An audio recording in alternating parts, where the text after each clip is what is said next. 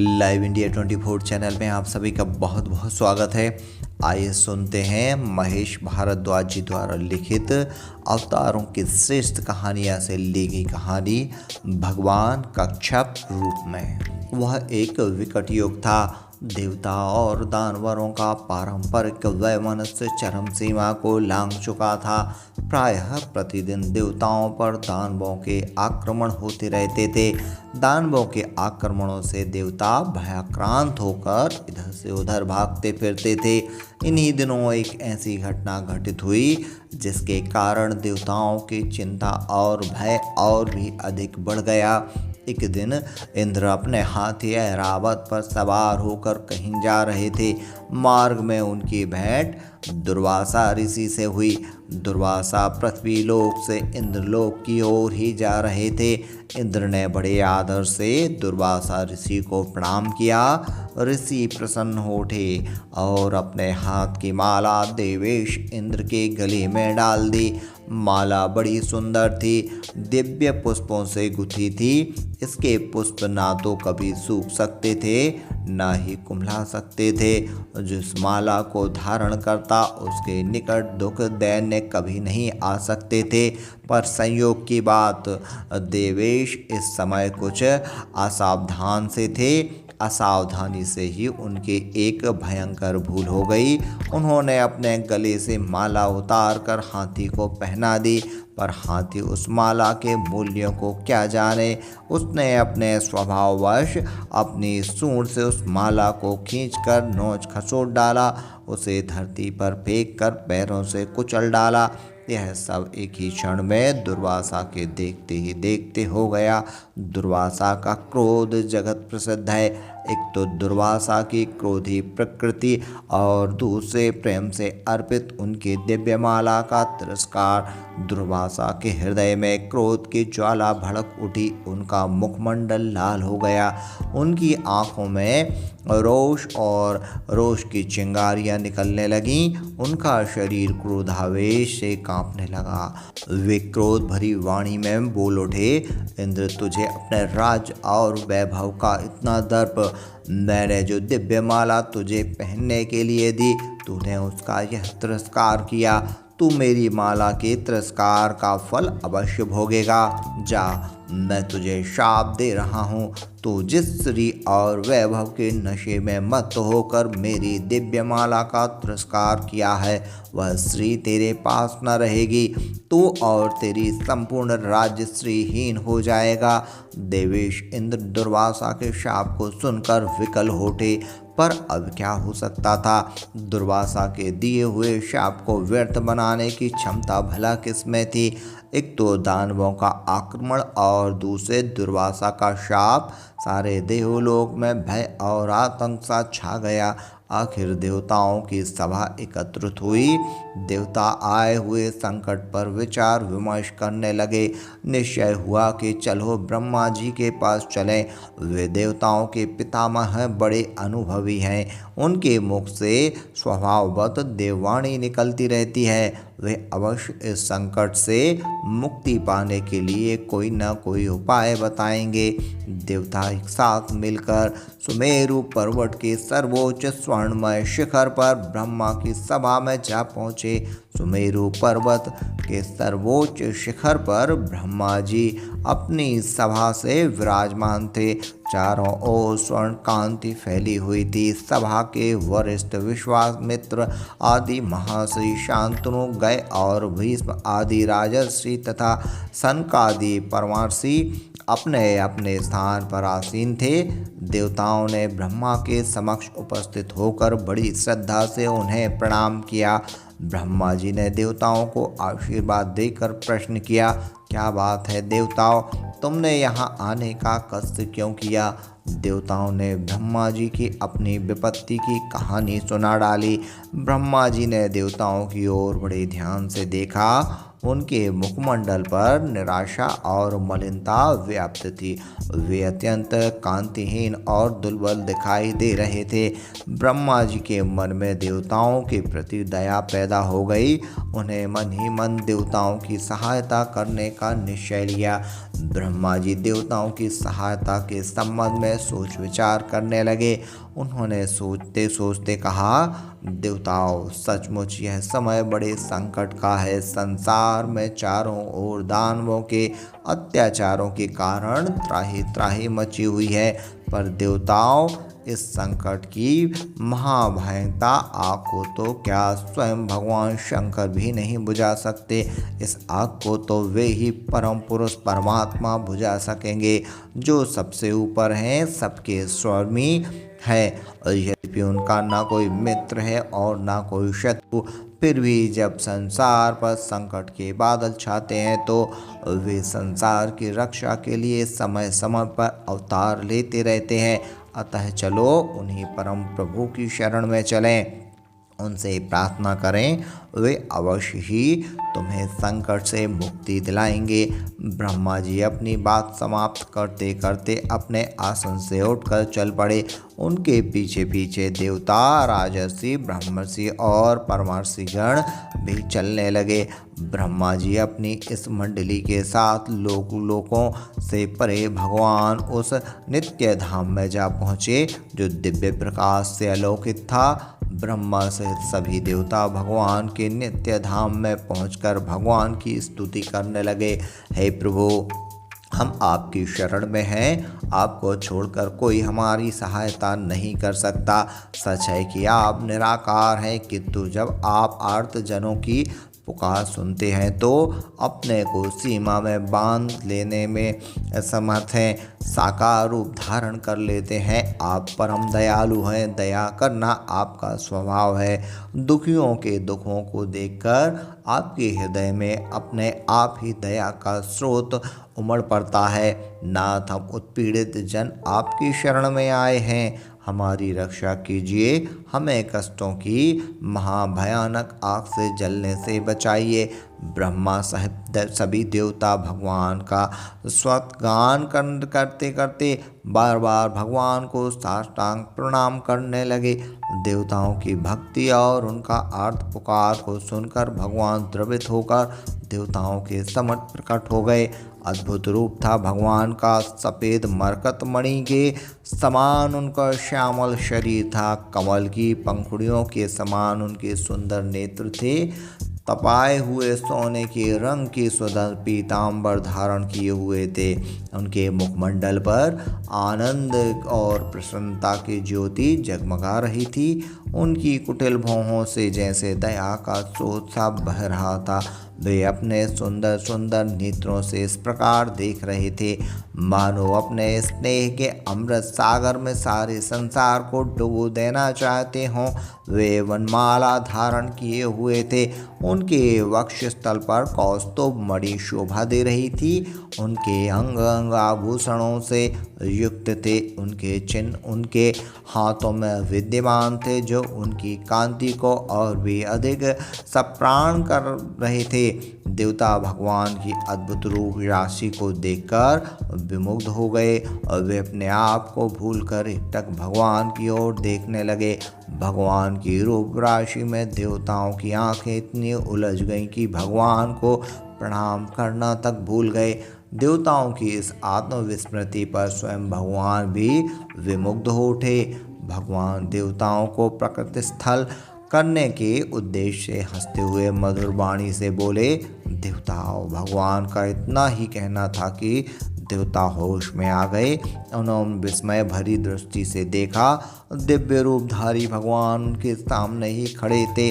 देवताओं के शीश भगवान के सम्मुख झुक गए। देवता हाथ जोड़कर भगवान के समक्ष मूक की तरह खड़े हो गए। उन्हें साहस नहीं हो रहा था कि भगवान से कुछ कहें, क्योंकि भगवान के रूप में और तेज को देखकर उनका कंठ अवरुद्ध हो उठा था। आखिर ब्रह्मा जी ने साहस किया। ब्रह्मा जी ने विनीत वाणी से निवेदन किया, प्रभु, आप अंतर्यामी हैं, आप सब कुछ जानते हैं, फिर भी हम आपने दुख की कहानी आपके समक्ष रख रहे हैं। नाथ, दानवों के अत्याचारों से सारे संसार में आग लगी हुई है। स्वर्ग को तो दानवों ने अपने अत्याचारों का केंद्र बना रखा है। बेचारे देवता त्रस्त हो भयग्रस्त होकर आपकी शरण में आए हैं। नाथ आप दुखी देवताओं की रक्षा करें। स्वर्ग को दानवों की विषनाग्नि ने जलने में बचाएं। भगवान ने ब्रह्मा जी की विनीत वाणी को सुनकर प्रेम भरी दृष्टि से देवताओं की ओर देखते हुए उत्तर दिया। ब्रह्मा, शिव और अन्य देवताओं, स्वर्ग और संसार के क्या हो रहा है मैं सब कुछ जानता हूँ। मैं यह भी जानता हूँ कि इस समय देवताओं के भाग्य गगन पर घोर संकट के बादल छाए हुए हैं। सच है कि मैं सज्जनों का पक्ष ग्रहण करता हूँ, सत्य प्रेमियों और सदाचारियों की सहायता करता हूँ। फिर भी मैं सृष्टि के नियम को कैसे टाल सकता हूँ। इस सृष्टि में वही विजयी होते हैं जो पुरुषार्थी होते हैं, सम साधना करते हैं। जो लोग संसार में हाथ पर हाथ धरकर मेरे भरोसे बैठे रहते हैं, उनकी सहायता मैं कभी नहीं करता। देवताओं को भी चाहिए कि वे केवल मेरे भरोसे न रहकर पुरुषार्थ करें, वीरता पूर्वक दानवों का मुकाबला करें। यदि इस पर भी देवताओं का दानवों पर वश न चले तो वे मुझे पुकारें, मैं अवश्य देवताओं की सहायता करूंगा। भगवान अपनी बात समाप्त करके कुछ क्षणों के लिए मौन हो गए। देवताओं ने बड़े आश्चर्य के साथ भगवान की ओर देखा। भगवान विचारों में मग्न थे। कुछ क्षणों के पश्चात भगवान फिर बोल उठे। देवताओं, आखिर दानव क्या चाहते हैं? यही ना कि दानवों के राजा बलि को नेता मान लिया जाए। देवताओं, बलि बड़ा विनम्र और धर्मात्मा है। मानता हूँ वह तुम्हारा शत्रु है, पर विनम्र और धर्मात्मा शत्रु के सामने झुकने से हानि की अपेक्षा लाभ ही लाभ होता है। जाओ, बलि को नेता के रूप में स्वीकार करके उससे सलाह करके समुद्र मंथन की तैयारी करो।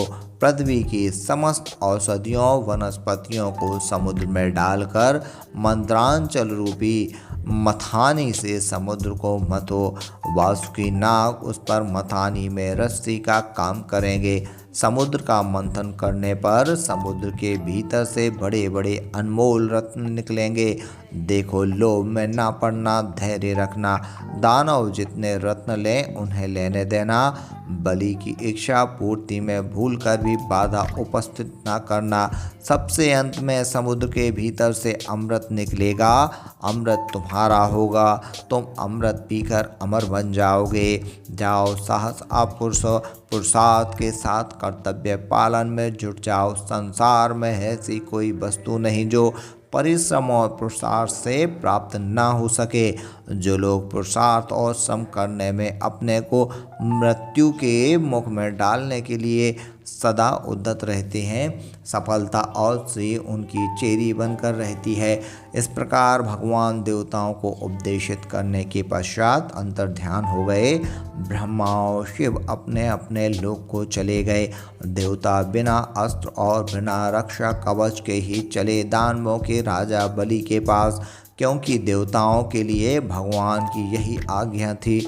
देवता चुपचाप बलि के पास पाताल की ओर चले जा रहे थे, क्योंकि बलि की राजधानी पाताल लोक में ही थी।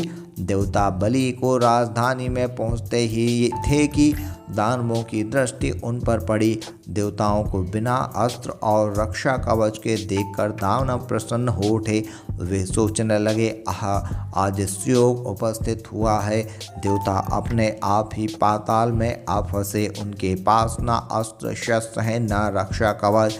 फिर क्यों ना देवताओं को मृत्यु के घाट उतार कर युगों की शत्रुता का बदला चुका लिया जाए। यदि मृत्यु के घाट ना भी उतरे तो क्यों ना इन्हें बंदी ही बना लिया जाए। पर फिर दानव केवल सोचकर ही रह गए, क्योंकि उन दिनों दानवों का राजा बलि था। बलि देवताओं का शत्रु अवश्य था, पर वह धर्मात्मा था। वह अपने शत्रुओं के साथ भी विश्वासघात और छल करने के विरुद्ध था। अतः दानव केवल अपने मन में सोचकर ही रह गए। वे चाहने पर भी देवताओं के साथ दुर्व्यवहार न कर सके। पाताल लोक में बलि अपनी राजसभा में आसन पर विराजमान थे।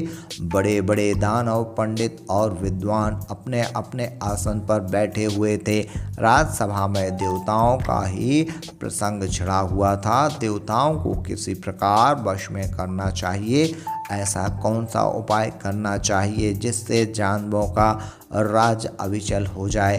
अपनी अपनी बुद्धि के अनुसार सब अपना अपना मंतव्य प्रकट कर रहे थे। कोई देवताओं के साथ संधि करने के लिए कह रहा था तो कोई युद्ध के लिए प्रोत्साहित कर रहा था।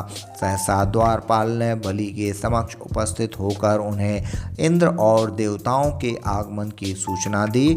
बलि और उसकी सारी राजसभा विषयान्वित हो उठी। इंद्र अपने देवताओं के साथ बलि के द्वार पर आश्चर्य है, महान आश्चर्य है। बलि ने शीघ्र ही इंद्र को आदरपूर्वक राजसभा में लाने की आज्ञा दी। देवता शीघ्र ही बलि की राजसभा में जा पहुँचे। बलि ने देवताओं का बड़ा आदर सत्कार किया। बैठने के लिए उन्हें उचित आसन प्रदान किया। बलि ने देवताओं के राजा इंद्र से प्रश्न किया, देवेश कहिए, इस कुशलता तो है, कृपया बताएं आपका आगमन यहाँ किस लिए हुआ। इंद्र ने अपने कुशल क्षेम के संबंध में उत्तर देकर दानवाधिपति से विस्तार के साथ वार्तालाप किया। उनका आगमन किस लिए हुआ है। उन्होंने बलि को समझाया कि समुद्र के गर्भ में अनेक प्रकार के रत्न छिपे हैं। यदि देवता और दानव एक साथ मिलकर समुद्र को मथें तो वे सभी रत्न देवताओं और दानवों को प्राप्त हो सकते हैं। इन रत्नों को पाने से देवताओं और दानवों की गरिमा और भी अधिक बढ़ सकती है। देवेश ने बलि और उसके सभासदों को समुद्र को मथने की क्रिया भी बताई। उन्होंने कहा, मंदरांचल पर्वत को मथाने के वासुकीनाग की रस्सी बनाकर समुद्र को मथा जा सकता है। उन्होंने बलि को यह भी बताया कि स्वयं भगवान भी समुद्र मंथन में देवताओं और दानवों को सहयोग करेंगे। बलि ने इंद्र के प्रस्ताव पर घंटों अपने सभासदों के साथ विचार विमर्श किया। आखिर बात तय हो गई कि देवता और दानव एक साथ मिलकर समुद्र को मथेंगे। फलतः देवताओं और दानवों की मित्रता स्थापित हो गई। दोनों परस्पर कंधे से कंधा मिलाकर समुद्र को मथने की तैयारी में जुट गए। सर्वप्रथम प्रश्न उपस्थित हुआ मंदरांचल पर्वत को लाने का। देवता और दानव एक साथ मिलकर मंदरांचल पर्वत के निकट जा पहुँचे। उन्होंने देखते ही देखते मंदरांचल पर्वत को उखाड़ लिया। विशाल भुजाओं और प्रचंड बल वाले देवता तथा दानव मंदरांचल पर्वत को लेकर समुद्र की ओर चल पड़े। सारी दिशाएं ध्वनि से गूंज उठीं। पृथ्वी से लेकर आकाश तक जोर का शब्द ही शब्द हो रहा था, पर समुद्र बहुत दूर था। रास्ते में ही बलि और इंद्र आदि के शरीर में थकावट आ गई। उन्होंने आकुल होकर मंदरांचल पर्वत को छोड़ दिया। मंदरांचल पर्वत नीचे गिर पड़ा। फलस्वरूप बहुत से देवता और दानव मंदरांचल पर्वत के नीचे दब गए। बहुतों के शरीर पिसकर चूर चूर हो गए। बहुतों के पैरों की हड्डियां टूट गईं और बहुतों की कमर टेढ़ी हो गई। देवता और दानव दोनों में कोलाहल मच गया। दोनों का उत्साह मंद पड़ गया। दोनों ही निराश हो गए। किंतु इस निराशा में देवताओं ने सकरुण स्वरों में भगवान को पुकारा। देवताओं का दर्प अब चूर चूर हो गया था। वे अब पूर्ण रूप से निस्सहाय और निराश्रित थे। अतः देवताओं की पुकार पर भगवान शीघ्र ही उनकी सहायता के लिए आ पहुँचे। भगवान ने अपनी अमृतमयी वाणी से उन देवताओं और दानवों की ओर देखा जिसके शरीर चूर चूर हो गए थे और जो अपंग होकर असहाय होकर गए थे। भगवान के देखने मात्र से ही उनके शरीर फिर पहले के समान हो गए। उनके अंग प्रत्यंग ठीक हो गए और उनकी रगों में नया जीवन, नई शक्ति लहरा उठी। वे उठकर खड़े हो गए। ऊंचे स्वरों में भगवान का जयनाद करने लगे। भगवान ने मुस्कुराते हुए बाएं हाथ की उंगली से मंदरांचल पर्वत को उठा लिया। उसे गरुड़ की पीठ पर रखकर देखते ही देखते समुद्र के किनारे पहुंचा दिया। भगवान ने गरुड़ को भी विदा कर दिया, पर वे स्वयं वहीं समुद्र के किनारे रह गए। मंदरांचल पर्वत की समस्या हल हो जाने पर देवता और दानव एक साथ मिलकर वासुकीनाग के पास गए। उन्होंने वासुकीनाग से प्रार्थना की, वासुकीनाग, तुम समुद्र मंथन में हमारी सहायता करो। समुद्र के भीतर से जो रत्न निकलेंगे हम उन्हें तुम्हें भी भाग लगाएंगे। वासुकीनाग तैयार हो गए। वे शीघ्र ही समुद्र के किनारे जा पहुँचे।